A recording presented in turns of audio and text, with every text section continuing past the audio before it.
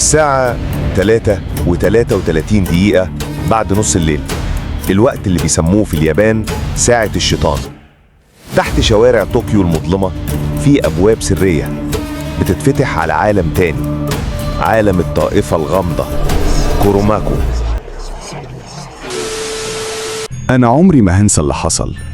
سنة 1975 اختفى 7 مراهقين من الحي اللي عشت فيه. كل الناس كانت بتدور عليهم، لكن محدش لقاهم. بعد أسابيع الشرطة عثرت عليهم في غابة أوكيجاهارا.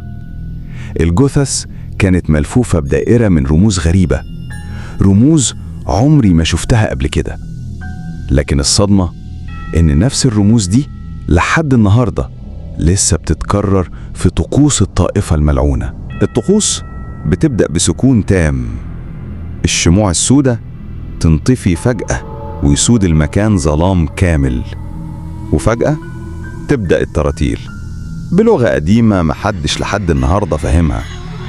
بعدها بيضحوا الأول بحيوان وأوقات بإنسان. الدم بيتجمع في أواني حجرية، والرموز بتترسم على الحيطان. وكل ما الدم يزيد الصدى يعلى لدرجة إنك تحس إن الكهف نفسه بيتنفس. سنة 1998 الشرطة اقتحمت واحد من مقراتهم السرية. الكاميرات سجلت لحظات مرعبة، ظلال بتمشي من غير أجسام، وأصوات صرخات طالعة من جوه الأرض. وفي آخر التسجيل ظهر وجه ضخم، عيونه حمرة متوهجة. وبعدين العدسة نفسها اتكسرت. التسجيلات الأصلية اختفت تماما، لكن بعض الصور اتسربت على الإنترنت. بيقولوا إن الطائفة لسه موجودة، وبيستغلوا الأقبية القديمة تحت محطات المترو لاجتماعاتهم السرية. في سنة 2013 صحفي ياباني قرر يدخل نفق مهجور ومعاه كاميرا. آخر رسالة بعتها كانت: أنا سامع أصواتهم، مش قادر أطلع. ومن اليوم ده اختفى للأبد. الحقيقة الملعونة إن كوروماكو مش مجرد طائفة بتعبد الشيطان، هما بيستعدوا لليوم اللي هيظهر فيه سيدهم قدام العالم، اليوم اللي هيغرق فيه الدم شوارع طوكيو. الناس افتكروا ان اقتحام الشرطة لمقرات كوروماكو سنة 1998 أنهى القصة، لكن اللي حصل بعد كده كان أبشع. بعض الضباط اللي دخلوا الأقبية فقدوا عقولهم خلال أيام. واحد منهم الملازم هاشيما كتب في دفتره: أنا سامع صوت خطوات ورايا حتى في البيت، بيقفوا عند سريري بالليل وينادوا على اسمي، أنا مش قادر أنام. بعد 3 أيام اختفى هو والدفتر. البيت اتلقى فاضي، وعلى الحيطان مرسوم رموز حمراء، نفس الرموز اللي شافوها وقت الاقتحام. الناس لحد النهاردة بيقولوا إن ضحكات هاشيما لسه بتتسمع في الشارع ده بعد نص الليل. الاختفاءات ما وقفتش، بالعكس زادت. الغريب إن أغلب الضحايا كانوا شباب ومراهقين، كأن الطائفة بتدور على طاقة نقية لطقوسهم. في 2016 بنت عندها 17 سنة اسمها مايومي بعتت آخر فيديو لموبايلها. كانت قاعدة في أوضتها ووشها باين مرتبك، وهي بتقول: لو ما رجعتش قولوا لأمي إني كنت سامعة أصوات تحت الأرض، تحت بيتنا بالظبط.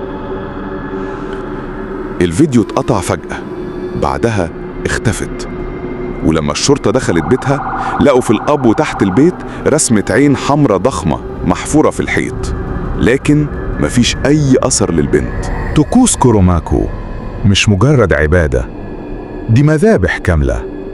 الدم بالنسبة لهم مش بس تضحية، الدم عندهم بوابة. كل نقطة بتنزل على الأرض بتعمل صدى، وكأن المكان نفسه بيتحرك.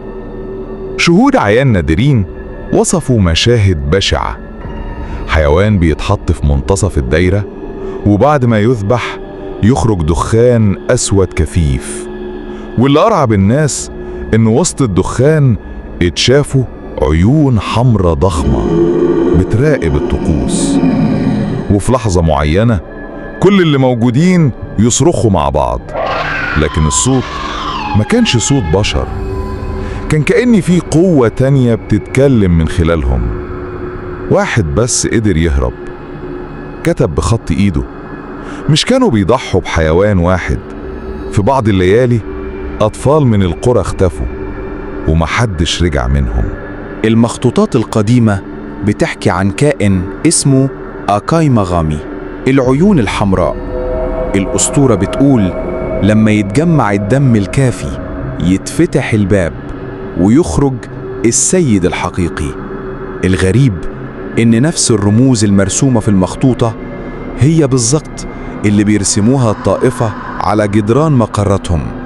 علماء آثار حاولوا يفسروا وقالوا إنها مجرد رسومات دينية قديمة، لكن اللي أرعبهم إن كل مرة يحاولوا يحللوا المخطوطة واحد من الباحثين يا إما يصاب بالجنون يا إما يموت في حادث غامض.